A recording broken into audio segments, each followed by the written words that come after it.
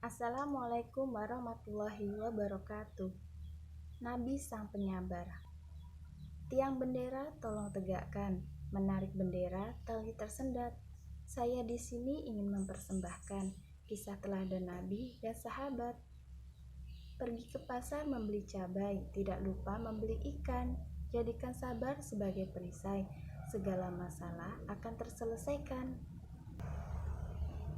Ada burung sedang dicekik, burung dicekik oleh Anya. Mari simak baik-baik supaya mendapat manfaatnya. Suatu luka yang tidak sedap dipandang mata. Karena penyakit tersebut, beliau pun diusir dari negerinya, karena mereka khawatir jika tertular. Pergilah Nabi bersama istrinya ke suatu tempat yang jauh. Lama-kelamaan penyakit itu menyulitkannya untuk beraktivitas dan beribadah. Namun ia tetap bersabar dalam menghadapi cobaan tersebut. Hadirin yang berbahagia, siapakah Nabi Penyabar itu? Bagaimana kisahnya? Untuk mengetahui cerita selengkapnya, mari dengarkan bersama. Di sebuah daerah bernama Hara di sekitar Syam, tinggallah Nabi bersama istri dan anak-anaknya. Beliau adalah seorang Nabi yang sangat kaya raya di negerinya. 20 tahun berlalu, Allah memberikan cobaan kepada Nabi. Pertama, semua tanaman dan hewan ternaknya mati terserang hama penyakit. Tidak ada satupun yang tersisa. Berikutnya, anak-anak Nabi yang berjumlah 12 orang meninggal dunia. Pada suatu hari berikutnya, ketika bangun tidur, tiba-tiba seluruh tubuh Nabi dipenuhi luka yang sangat tidak sedap dipandang mata. Meskipun begitu, beliau tetap bersabar dan pasrah kepada Allah. Hari demi hari berlalu, penyakit Nabi semakin parah, sehingga menyebabkan orang-orang di sekitarnya menjauhinya. Wahai Ayub, pergilah engkau bersama istrimu dari negeri ini.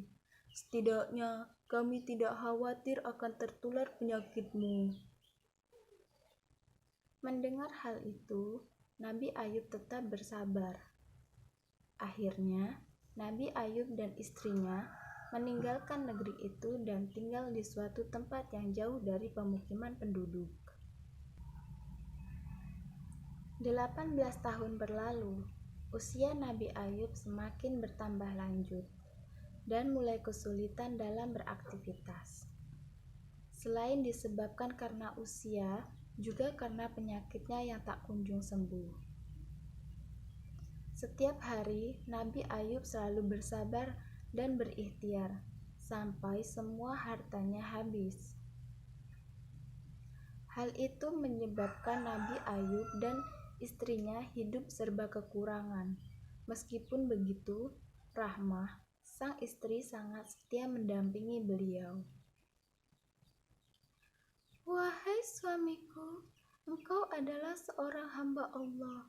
Pastilah Allah akan mengabulkan doamu jika engkau meminta kesembuhan. Aku merasa kasihan melihatmu kesulitan dalam beribadah.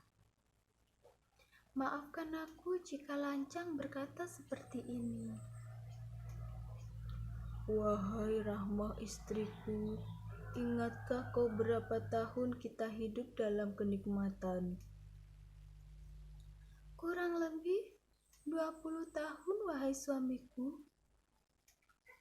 Sebenarnya, aku amat malu meminta kepada Allah.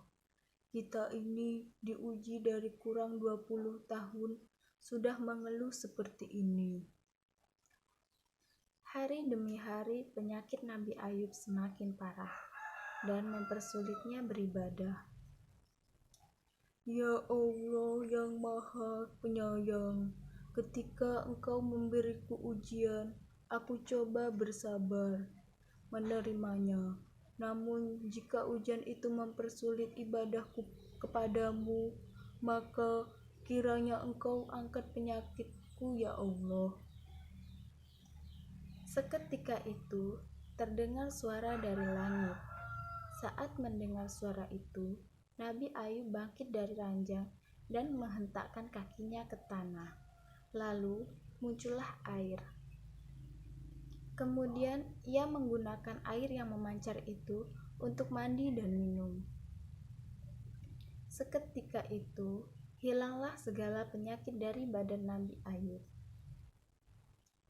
Kisah ini menjadi pembelajaran yang luar biasa dan berharga, karena pada zaman sekarang banyak orang yang tidak bersabar ketika mendapatkan ujian dan tidak mau bersyukur atas kenikmatan yang telah diberikan.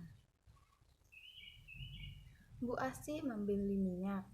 Minyak diisi ke dalam bambu. Terima kasih telah menyimak. Bertemu lagi di lain waktu. Assalamualaikum warahmatullahi wabarakatuh.